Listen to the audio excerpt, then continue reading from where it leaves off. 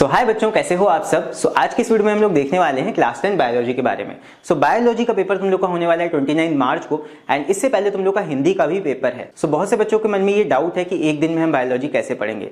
तो इसके लिए मेरा एक सजेशन है, देखो बायोलॉजी का पेपर तुम लोग का 29 मार्च को है, उसके पहले अभी बहुत सारे दिन हैं, साथ में तुम्हें हिंदी को भी तैयार करना है एंड बायोलॉजी के लिए वहां पे एक दिन से बचेगा। तो एक दिन में पूरी बायोलॉजी तो तुम नहीं पढ़ पाओगे, सीधी सी बात है। अभी से हिंदी के साथ साथ बायोलॉजी का भी प्रिपरेशन स्टार्ट कर दो, बिकॉज हिंदी में तो तुम अपनी भाषा में चीजों को लिख सकते हो पढ़ के, लेकिन वहीं पे बायोलॉजी में तुम्हें चीजों को समझ के याद भी करना पड़ेगा एंड यहाँ पे डेफिनेशंस तुम्हें देखने हैं। तो यहाँ पे बहुत सारी चीजें हैं जो तुम्हें समझ के याद भी करनी है। तो साथ साथ अगर इसको लेके नहीं चलोगे तो एक दिन में बायोलॉजी कर पाना बहुत ज्यादा मुश्किल हो सकता है। तो इसीलिए अभी से इसको तैयार करना स्टार्ट कर देंगे एंड इसको किस तरह तैयार करना है इसके बारे में इस वीडियो में हम बात करने वाले हैं। तो इस वीडियो में हम देखेंगे कि यहाँ पे पेपर का पैटर्न हमारा किस तरह का होगा, साथ में हम बात करेंगे इंपॉर्टेंट टॉपिक्स यहाँ पे कौन कौन से हैं जो हमें पढ़ने ही पढ़ने हैं एंड साथ में यहाँ पे हमारी प्रिपरेशन स्ट्रैटेजी क्या होनी चाहिए इसके बारे में भी बात करेंगे। चलो, तो यहाँ पे सबसे पहले मेरा तुम लोग से एक सवाल है, क्या तुम्हारे मन में चीजों को जानने की क्यूरियोसिटी पैदा होती है, या फिर कभी क्या तुमने ये सोचा कि लाइफ का एग्जिस्टेंस कैसे हुआ, या फिर तुम इन माइथोलॉजिकल स्टोरीज से खुश हो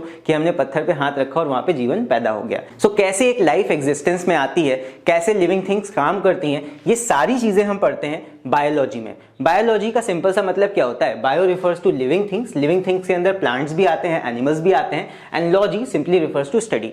तो इन चीजों के बारे में, लाइफ कैसे काम करती है, लाइफ कैसे एग्जिस्टेंस में आती है, उसके अंदर के वाइटल जो फंक्शंस होते हैं, वो सारी चीजें हम पढ़ते हैं बायोलॉजी में।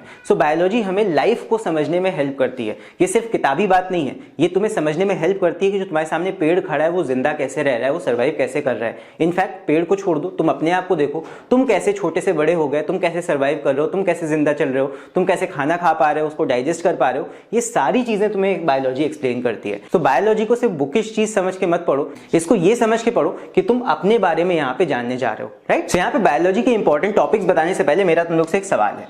देखो, बैक्टीरिया एक माइक्रो ऑर्गेनिज्म है, बट वो भी एक लिविंग ऑर्गेनिज्म है, और वहीं पे हम बात करें ह्यूमन बींग्स की तो वो भी लिविंग ऑर्गेनिज्म ही है हम। तो यहाँ पे मेरा एक क्वेश्चन है तुम लोगों से, दैट दोनों चीजों में फर्क क्या है, क्या अंतर है दोनों के लाइफ में।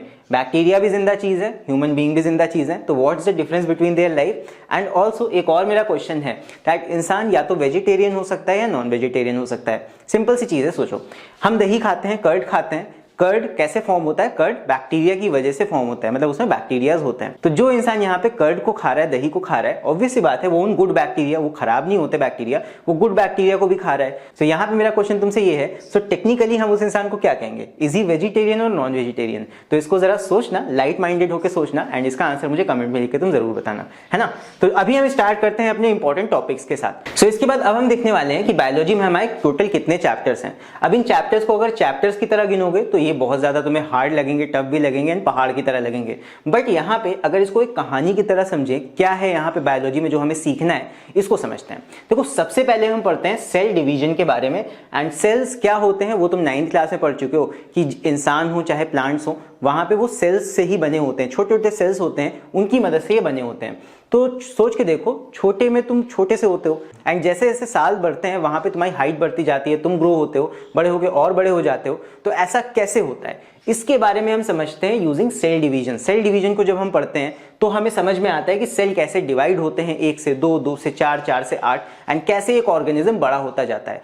सेल डिवीजन हमें यही सिखाता है and cell division basically 2 type का होता है, एक माइटोसिस एंड मियोसिस। दोनों ही चीजें तुम्हें इस चैप्टर में पढ़नी होती हैं। तो जब पढ़ोगे तभी समझ में आएगा अपने बारे में कि कैसे तुम ग्रो हुए आज तक। फिर उसके बाद इसके अंदर हम पढ़ते हैं स्ट्रक्चर ऑफ क्रोमोसोम्स। क्रोमोसोम्स वो पार्ट होता है तुम्हारे सेल का जो कि एक सेल से दूसरे सेल में सारी की सारी जेनेटिक इंफॉर्मेशन कैरी करके जाता है। तो यहाँ पे स्ट्रक्चर ऑफ क्रोमोसोम्स के बारे में भी जानना हमारे लिए काफी इंपॉर्टेंट है। फिर इसके बाद आते हैं चैप्टर नंबर 2 जेनेटिक्स पे। अब तुमने ऐसा देखा होगा अक्सर कि जब भी कोई न्यू बेबी इस दुनिया में आता है तो जितने भी बड़े लोग होते हैं फैमिली के, वो अक्सर कंपैरिजन करते हैं कि इस बच्चे की नाक पापा के जैसी है या इस बच्चे की आंखें एकदम मम्मी जैसी हैं।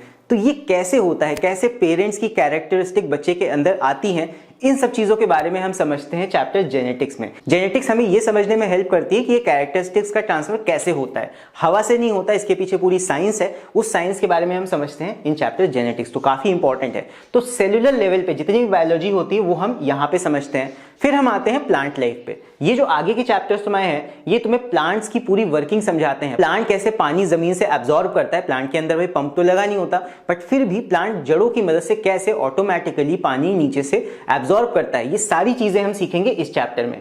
देन उसके बाद जैसे हमें स्वेटिंग होती है, हमें पसीना आता है, उसी तरह प्लांट भी पसीना निकालता है, ट्रांसपीरेशन करता है। सो ट्रांसपीरेशन इन प्लांट्स ये हम समझेंगे, ये भी काफी ज्यादा वाइटल होता है प्लांट के लिए, राइट। फिर उसके बाद प्लांट अपना खाना कैसे बनाता है, जैसे किचन में मोस्टली घरों में तुमने देखा होगा सबकी मम्मियां खाना बनाती हैं, किसी किसी यहाँ पापा भी बनाते हैं। तो अपना खाना खुद प्लांट कैसे बनाता है, प्लांट के हाथ तो है नहीं, ना तो उसके पास कढ़ाई है, ना तो उसके पास गैस है, बट वो केमिकल रिएक्शंस की हेल्प से अपना खाना कैसे बनाता है वो हम सीखते हैं इस पर्टिकुलर चैप्टर में।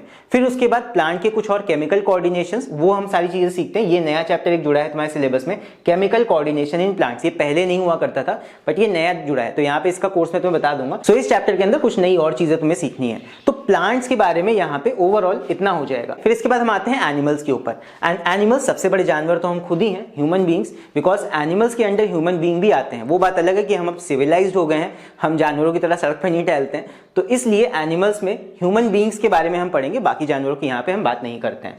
तो देखो ह्यूमन बींग्स में बहुत सारे सिस्टम्स होते हैं तुम्हारे बॉडी के अंदर, बॉडी पार्ट्स होते हैं, यहाँ पे तुम्हारे बॉडी के अंदर ब्लड होता है, बहुत सारी चीजें होती हैं। तो एक एक करके यहाँ पे हर एक चैप्टर में अलग अलग चीजों के बारे में हम पढ़ने वाले हैं। जैसे कि फॉर एग्जाम्पल सर्कुलेटरी सिस्टम में हम ये पढ़ते हैं कि हमारे पूरी बॉडी में ब्लड कैसे सर्कुलेट होता है। Second chapter is excretory system, जो हम खाना खाते हैं वो जाता कहाँ है, ये सारी चीजें। फिर उसके बाद nervous system and sense organ में हम पढ़ते हैं हमारा नर्वस सिस्टम कैसे काम करता है, हमारा दिमाग कैसे काम करता है, स्पाइनल कॉर्ड, हमारे reflex action and sense organ यानी कि आंखें, हम टच कैसे करते हैं किसी चीज को और हम सुनते कैसे हैं, ये सारी चीजें हम इन ऑर्गन्स के बारे में पढ़ते हैं इस चैप्टर में।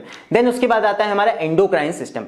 एंडो मतलब हमारी बॉडी के अंदर प्रेजेंट जितने भी ऑर्गन्स हैं जो कि हार्मोन्स प्रोड्यूस करते हैं, कौन कौन से हार्मोन हमारे बॉडी के अंदर प्रोड्यूस होते हैं, कौन सा ग्लैंड उनको प्रोड्यूस करता है, उनका काम क्या होता है, ये सारी चीजें हम पढ़ते हैं एंडोक्राइन सिस्टम के अंदर। ये भी इंपॉर्टेंट होते हैं। एक ग्रोथ हार्मोन तुम्हारा होता है, अगर वो तुम्हारी बॉडी में ना प्रोड्यूस हो तो तुम ग्रो ही नहीं करोगे, तो ये काफी ज्यादा इंपॉर्टेंट है। इस चैप्टर में हम ये सारी चीजें सीखते हैं। फिर इसके बाद ह्यूमन बॉडी का हमारा लास्ट सिस्टम आता है, दैट इज रिप्रोडक्टिव सिस्टम।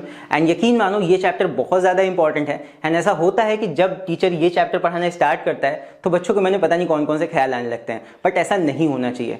खुद एक बार सोच के देखो, अपने आप को उस जगह पे रख के देखो दैट अगर ये सिस्टम हमारी बॉडी में नहीं होता तो क्या तुम इस दुनिया में एग्जिस्ट कर रहे होते? नहीं कर रहे होते, आज तुम ये चैप्टर पढ़ भी नहीं रहे होते।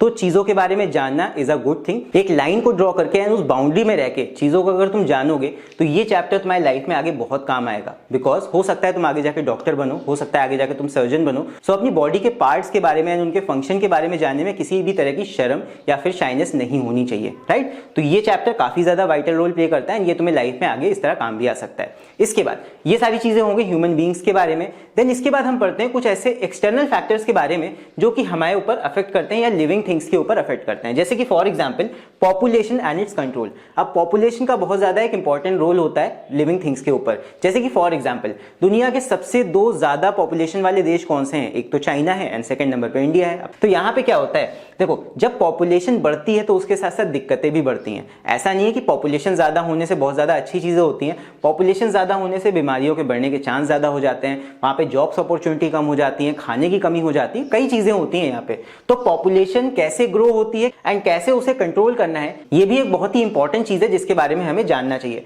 सो इस चैप्टर में हम इस चीज के बारे में पढ़ते हैं। Then last chapter is pollution. Pollution chapter में हम ये पढ़ते हैं कि कौन कौन से सब्सटेंसेस पोल्यूशन क्रिएट करते हैं एटमॉस्फेयर में एंड ये पोल्यूशन बेसिकली हमें हार्मफुल तरीके से ही इंपैक्ट करता है। सो ये है यहाँ पे बायोलॉजी का तुम्हारा पूरा सिलेबस। चाहो तो इसका स्क्रीनशॉट ले लो। ये तुम्हारे बेसिकली चैप्टर्स हैं एंड इसको चैप्टर्स की तरह नहीं, इसको नॉलेज की तरह समझ के सीखोगे, इसको रटना नहीं है। अगर तुम्हें चतुर बनना है तो फिर अलग बात है, बट अगर रैंचो बनना चाहते हो, सीखना चाहते हो चीजें, तो इनको सीखने के पर्पज से पढ़ो।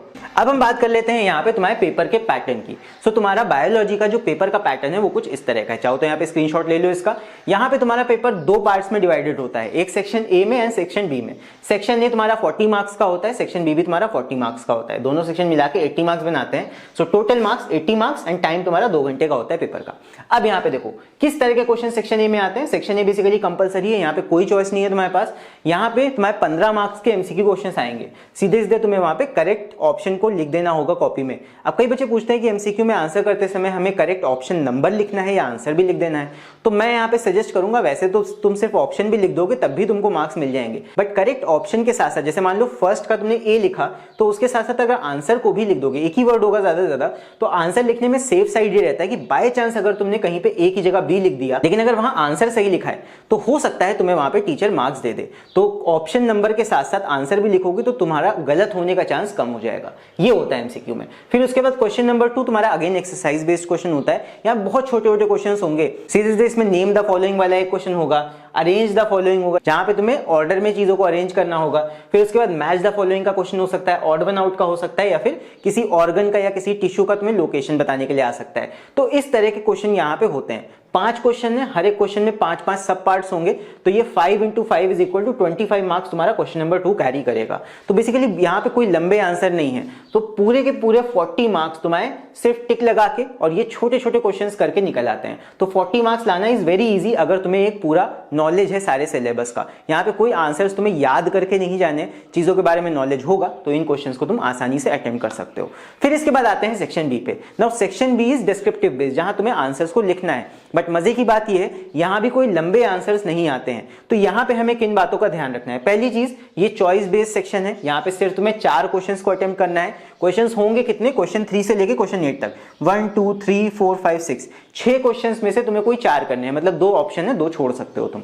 अब यहां पे कोई फिक्स चॉइस नहीं होती, जैसे ज्योग्राफी में था दैट हमारे चैप्टर्स यहाँ पे फिक्स होते थे, तो यहाँ पे नो फिक्स चैप्टर्स। ऐसा नहीं है कि इस क्वेश्चन में यहाँ पे इस चैप्टर से क्वेश्चन आएगा एंड दूसरे वाले क्वेश्चन में दूसरे चैप्टर से क्वेश्चन आएगा, ऐसा कुछ नहीं होता। यहाँ पे किसी भी चैप्टर में से क्वेश्चंस को मिक्स करके किसी भी क्वेश्चन में डाला जा सकता है। तो यहाँ पे सारे चैप्टर्स में पढ़ने हैं, ये हो सकता है हाँ 1-2 चैप्टर्स तुम छोड़ सकते हो सकता है उसका जो क्वेश्चन है वो किसी ऐसे में है जो तुम छोड़ सकते हो चॉइस में, ये हो सकता है बस। अब यहाँ पे किन बातों का तुम्हें ध्यान रखना है? पहली बात तो ये दैट यहाँ पे हर क्वेश्चन में ईच क्वेश्चन है सब पार्ट्स 1 to 5, मतलब एक इकलौता क्वेश्चन 10 मार्क्स का पूरा आंसर तुम्हें नहीं लिखना होगा।